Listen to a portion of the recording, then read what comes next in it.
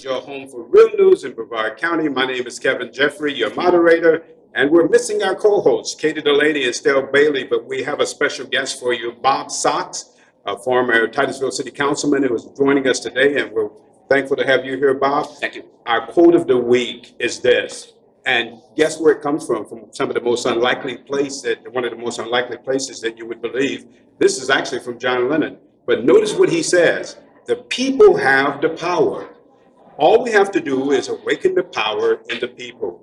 And that's from John Lennon. Now, we're here actually at the beautiful Sears Town Mall, and we're waiting the debate coming up, the last debate for this election season. And it's sponsored by the Titusville Mall and Jesse Wright. Give a shout out to him.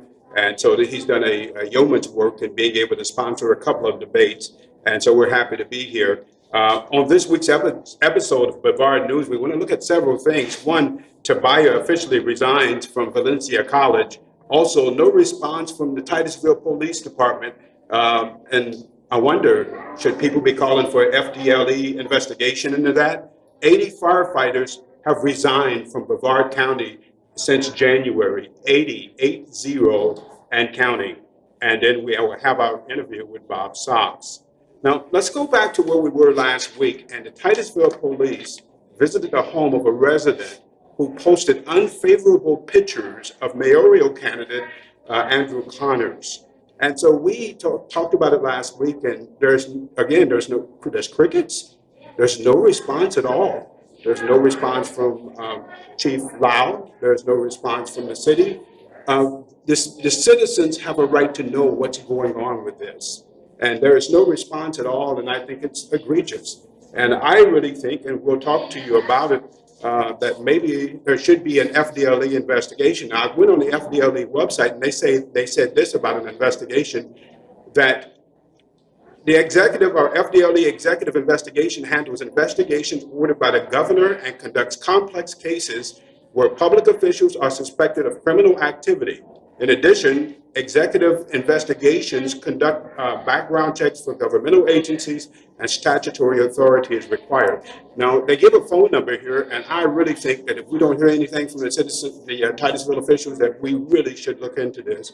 And it's 850-410-8240. This is a serious matter when you have government officials who are engaging in the kind of behavior that they engaged in. The other thing that we pointed out was that they posted a video, Chief Lau did, a video against statements made by mayoral candidate Vicki Conklin.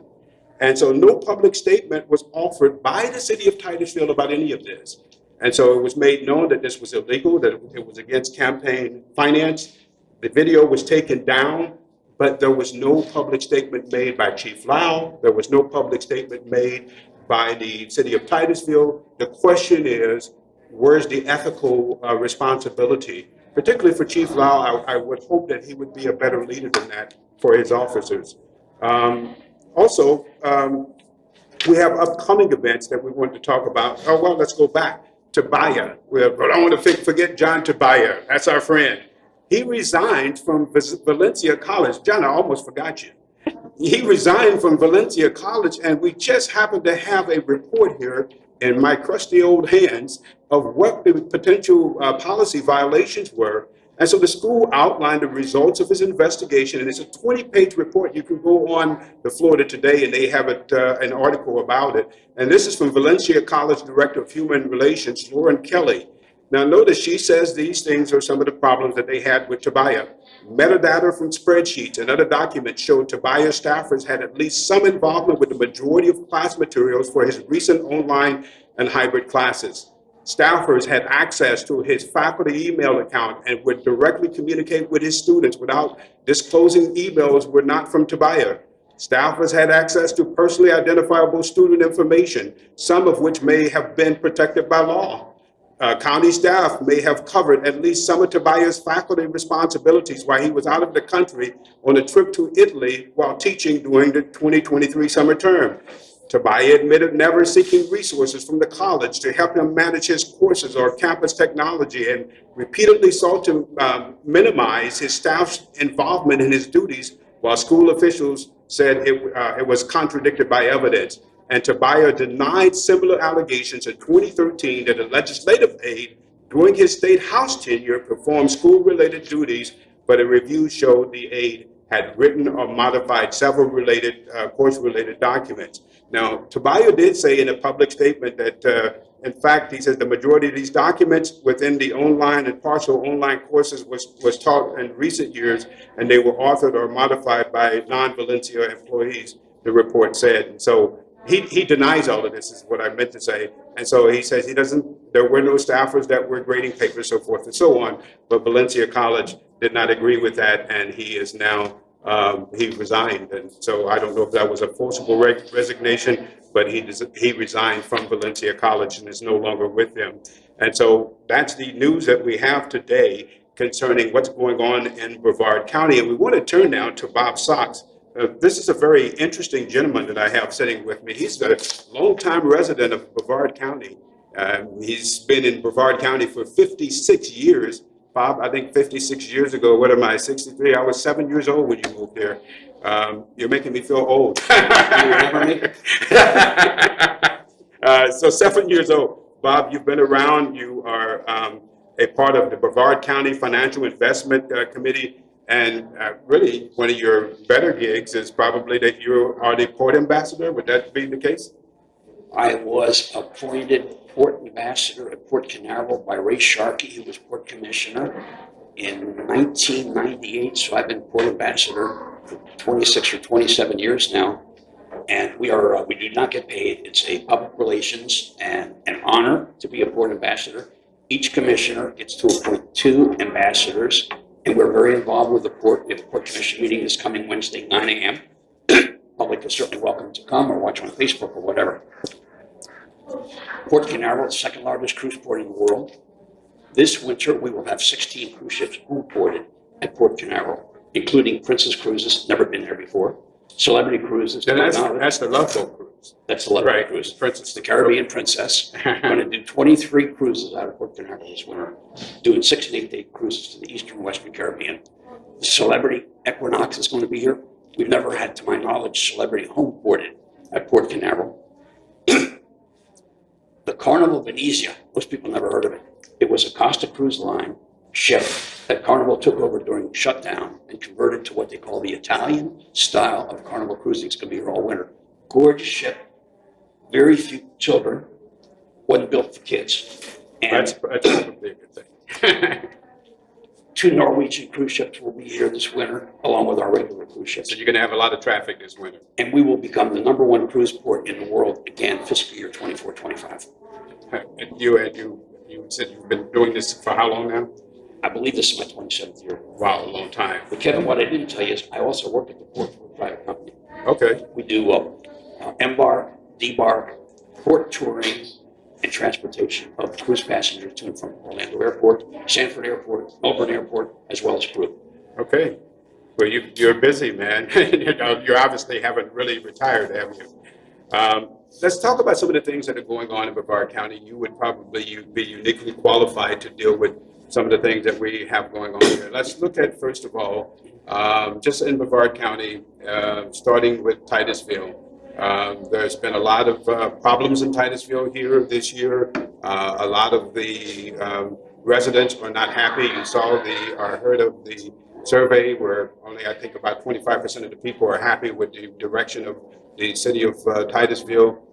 What do you think is happening? Now, you served as a city council member in the city of Titusville, and what year was that? 1994, 95, 96. 95. So what was it like then, and how different is it now? Hasn't changed. It hasn't? We had sewage problems, we had water problems, we had infrastructure problems back then. We had the second highest water bills in the state of Florida other than Key West. And what happened was, we did a study back in the late 80s, and they determined that the population of Titusville was going to grow to 70,000 people in short order, and we needed a new sewage plant. And so the council that was sitting there between 1990 and 94 voted for a bond to build the Blue Heron Treatment Plant, which is off of Highway 50.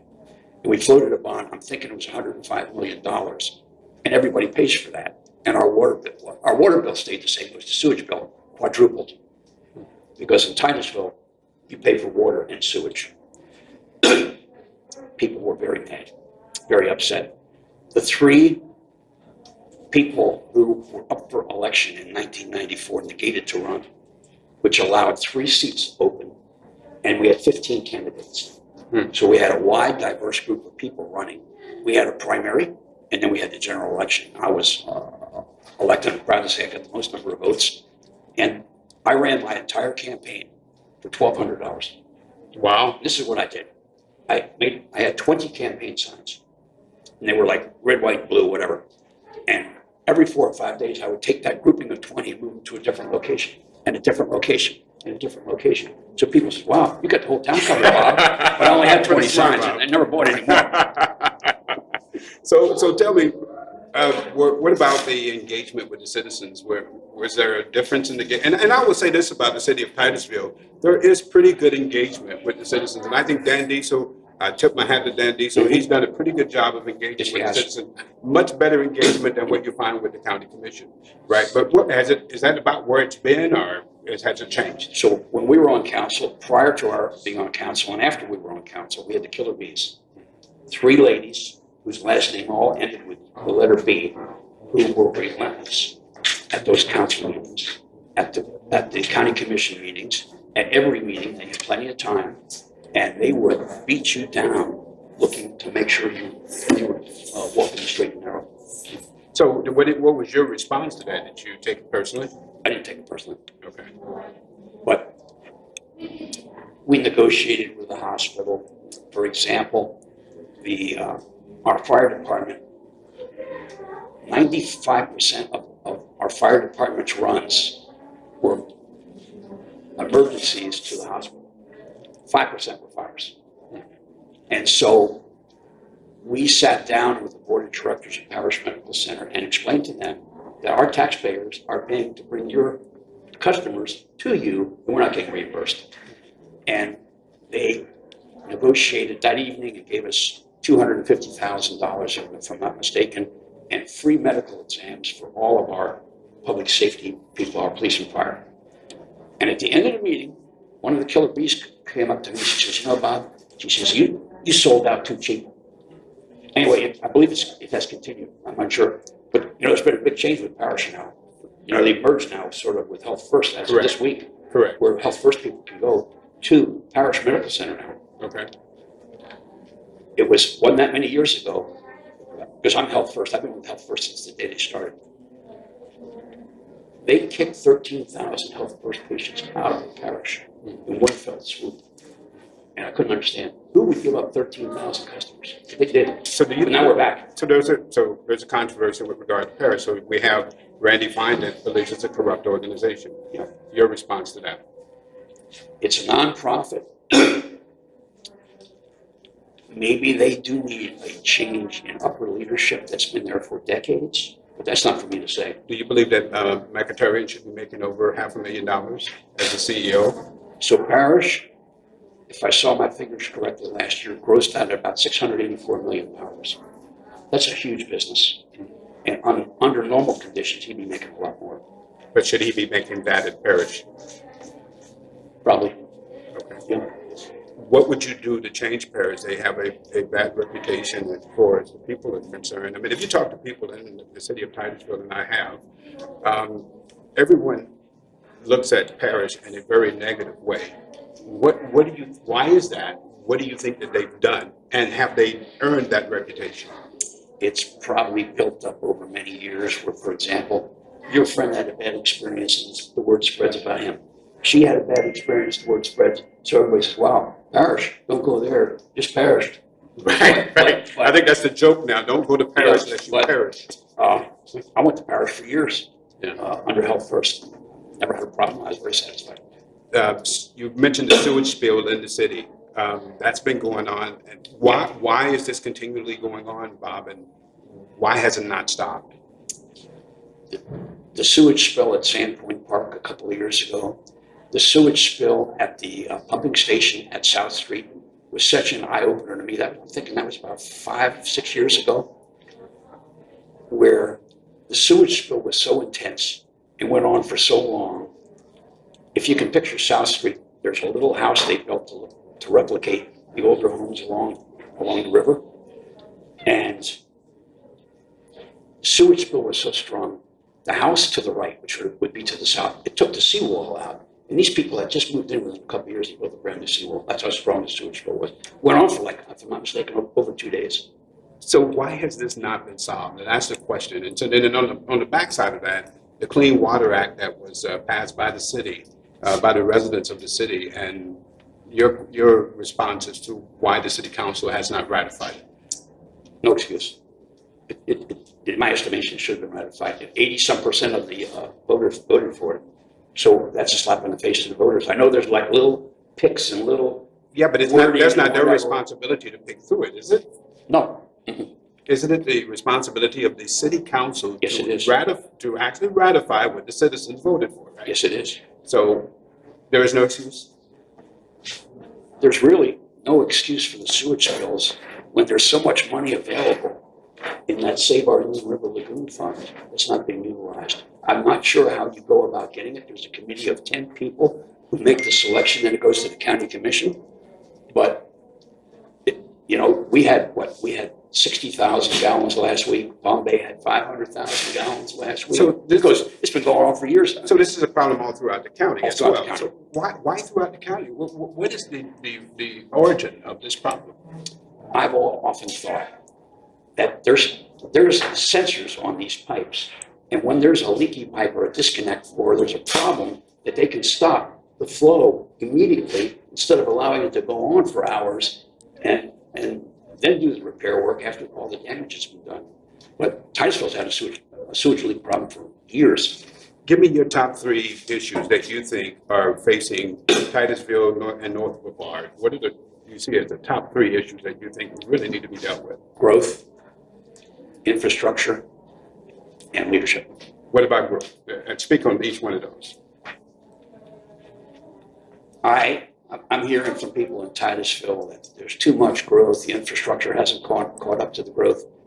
But it affects me personally where I live, because I live at the very south end of District 1, and the city of Cocoa has infringed all around our area, building mega apartment complexes. And at the very end of my street, right where the beach line and James Road meet, there is a housing complex that they're clearing the land right now of approximately 380 homes.